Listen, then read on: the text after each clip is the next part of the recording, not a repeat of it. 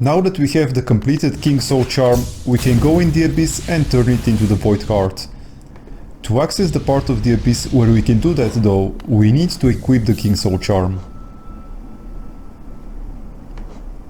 So let's rearrange our charm loadout a bit on this bench and then super dash back to the left so we can drop down in the Abyss.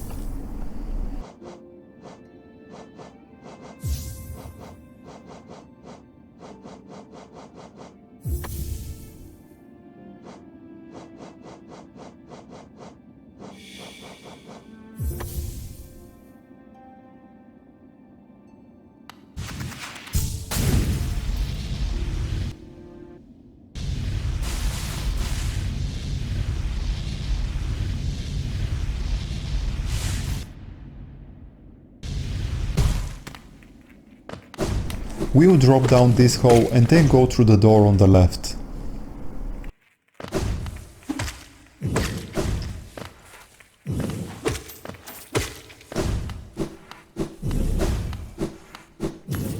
We need to drop near the entrance to the passage where we upgraded our Howling Rage spell. There is a part on the ground that oozes void energy. We must go there.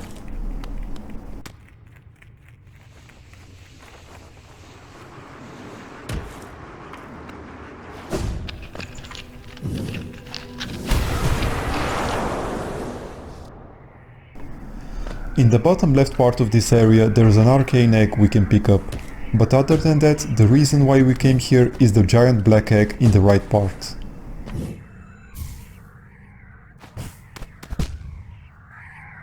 It's not difficult to navigate this area. As long as we continue right, we will eventually get to that egg.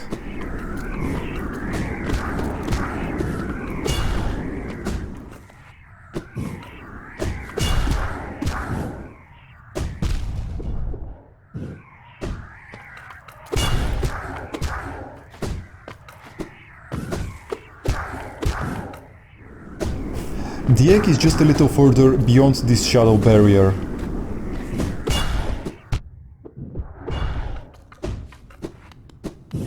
Now we need to dream nail it. Doing so will bring back the memories of the birth of the little knight.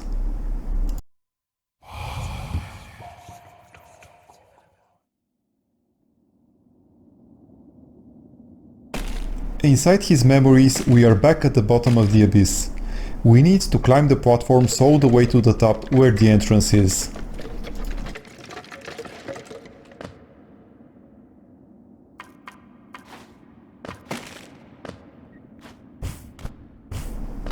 There are no enemies to hinder our progress, and I'm not sure if it's possible to die inside the memory.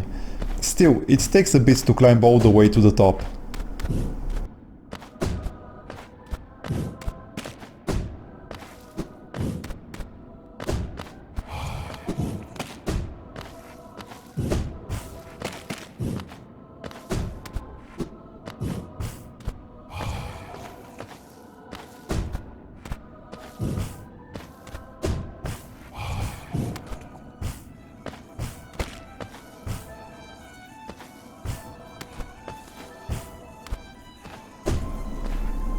Once we reach it, we'll witness the moment the Hollow Knight was chosen to lock inside him the corruption plaguing the Hallownest kingdom.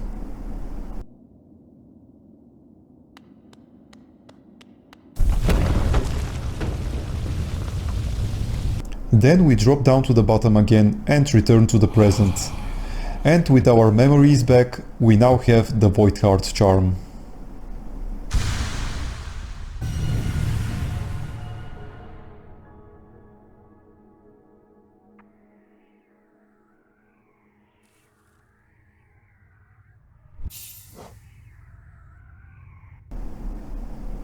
Since we now have 2400 essence, let's go visit the seer and see what she has to tell us.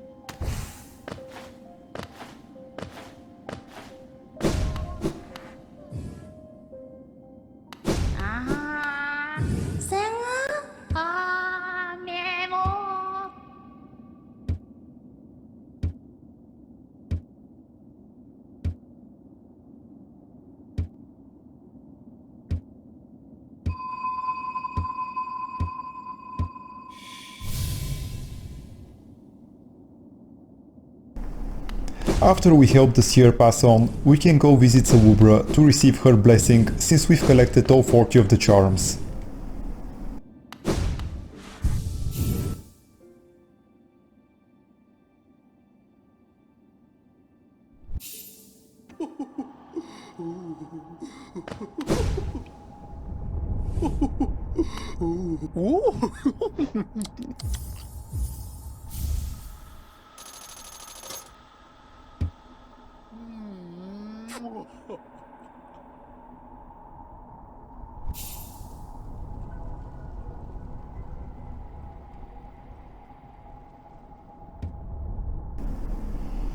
I definitely feel blessed now.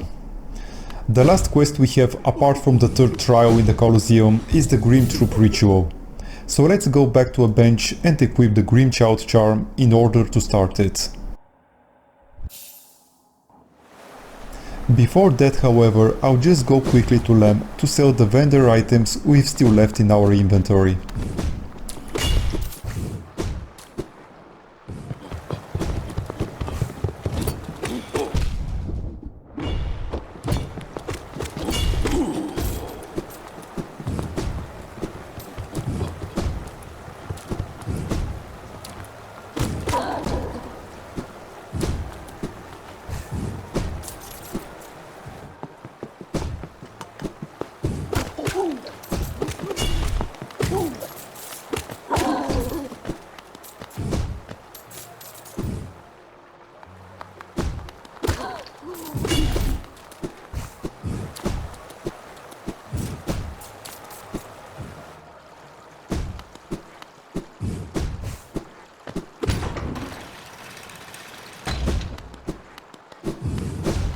Velmy Artred. Boris' son? Velmy Artred. Opal. Velmy Artred. Opal. Velmy Artred. We won't be selling the King's Idol and Arcane Egg.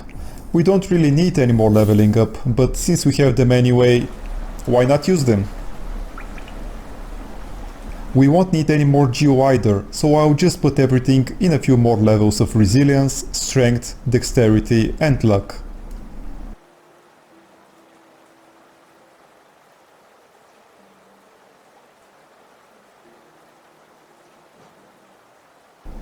And now we can finally equip the Grimchild charm and start hunting those Grimkin.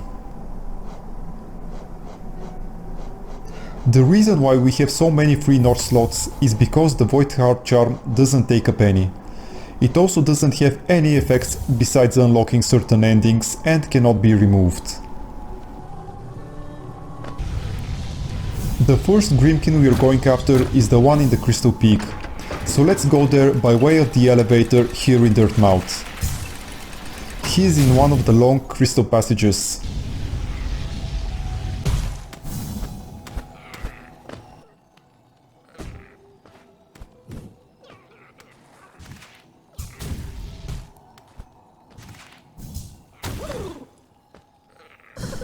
The Grimkin are extremely annoying to deal with, since pretty much the only way to hit them is by counter-attacking after they're locked in an attack.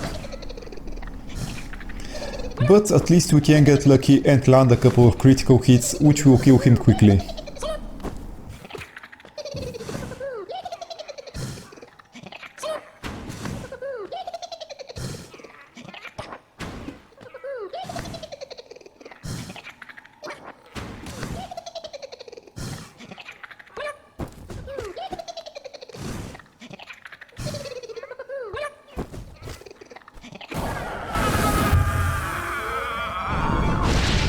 The next one we are going after is the one in Greenpath.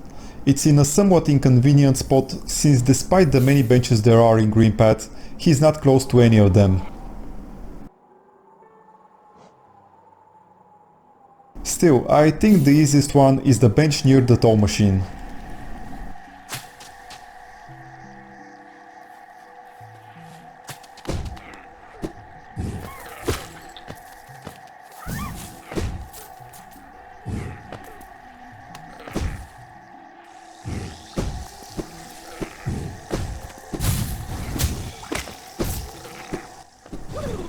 This one should be a little bit easier since there's more room to maneuver.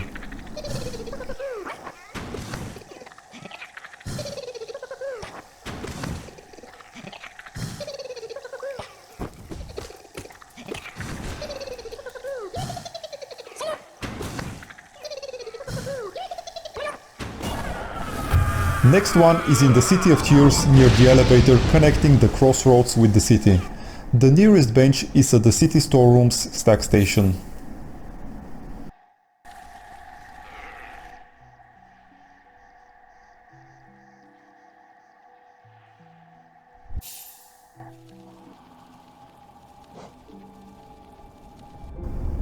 It's just a bit to the left of here.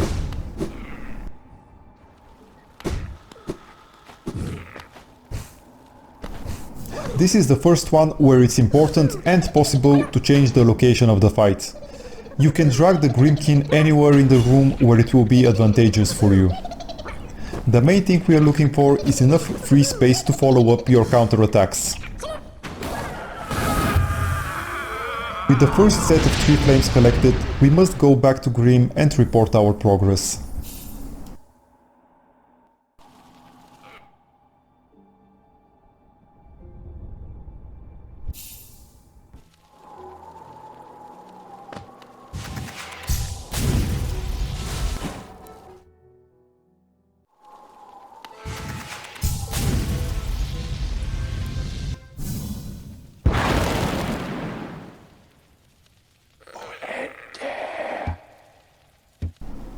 After speaking with him, Grim will upgrade the Grim Child charm to occasionally shoot fireballs.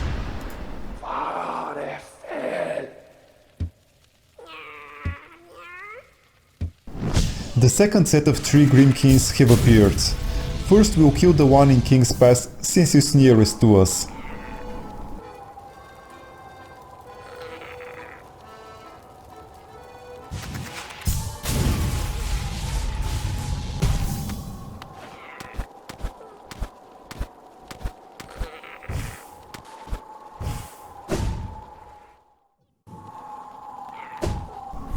The first Grimkin is basically at the beginning of our journey, just beyond the first few doors we have smashed. I went the wrong way for a bit, he's further to the left.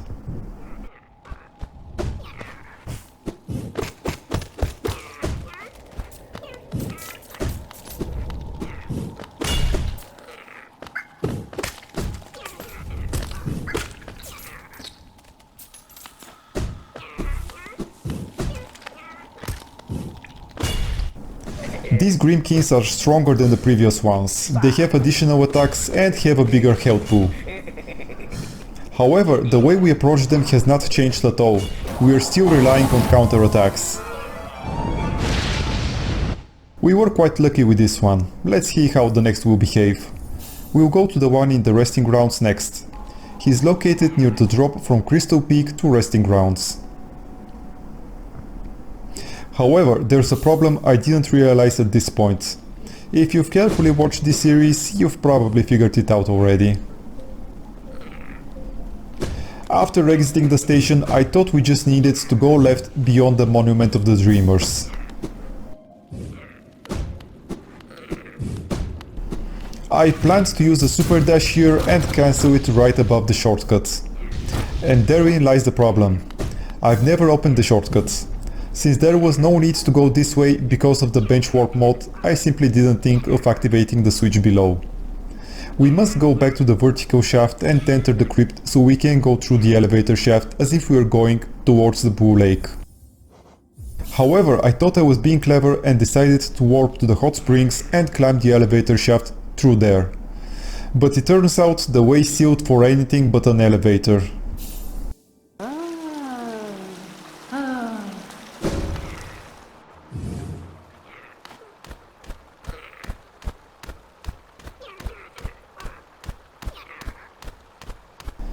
So after climbing all this way, I had to then drop all the way down and actually use the elevator. Quite the detour, but fortunately it didn't take that long.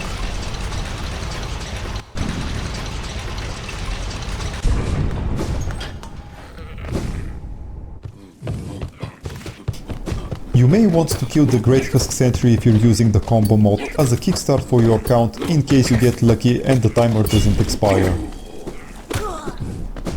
In my case, I had a frozen timer, so I guess it's a bit of a compensation for the time I wasted.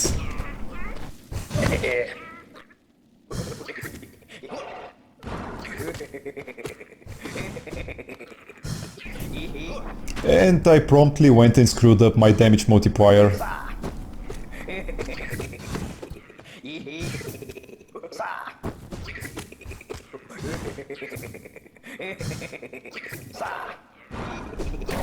It still didn't take that much time to kill this guy.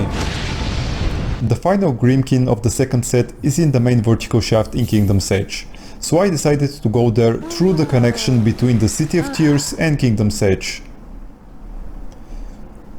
which meant warping to the King Station bench.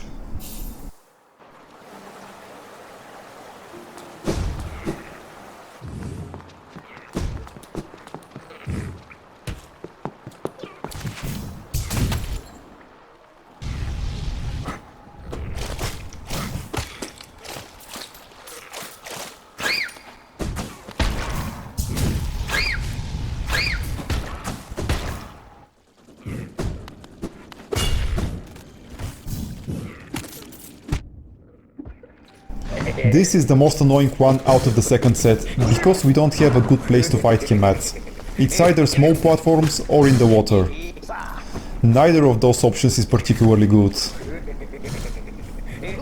I tried bringing him to the bottom left exit, where there's a bit more of a solid ground, but it was far from ideal.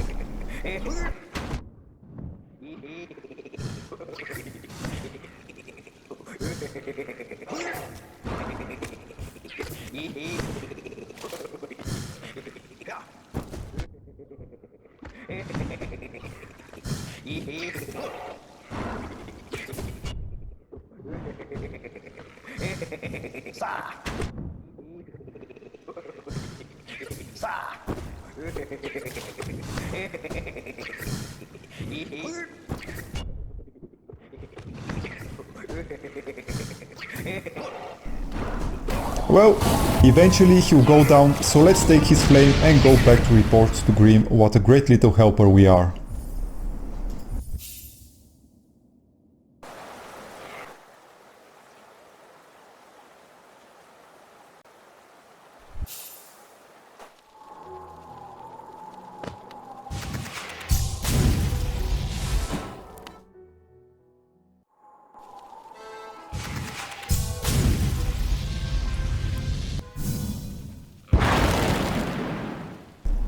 This time Grim will want to dance with us.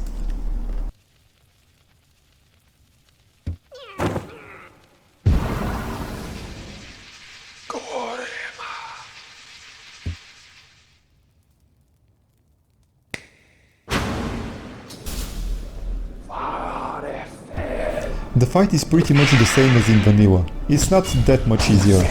Though if we get lucky with the crits, it may take much less time.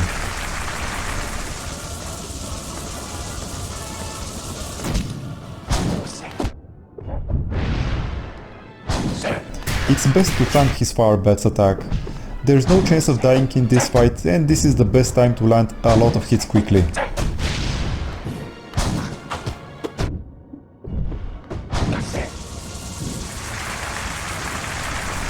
Another tactic we can use is to spam Abyssal Shriek during the balloon phase. Even with how pathetically weak our spell damage is, it will still shave a bit of his health off.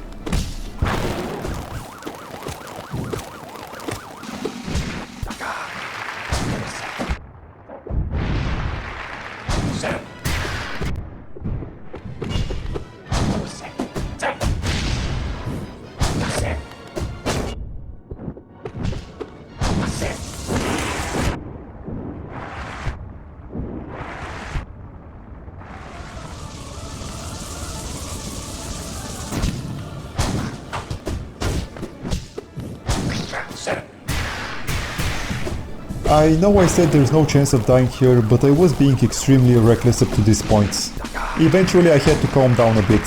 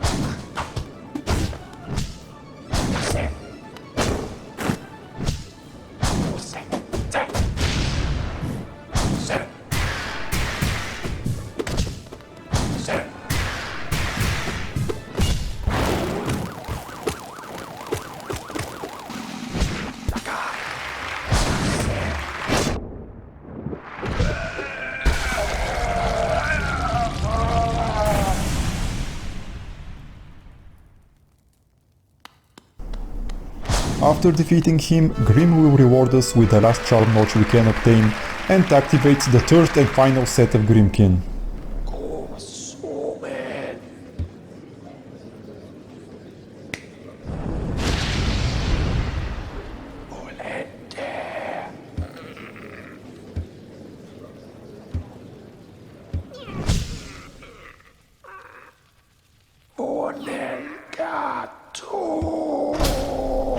This is also the moment we have to decide whether we want to complete the ritual or banish the troop.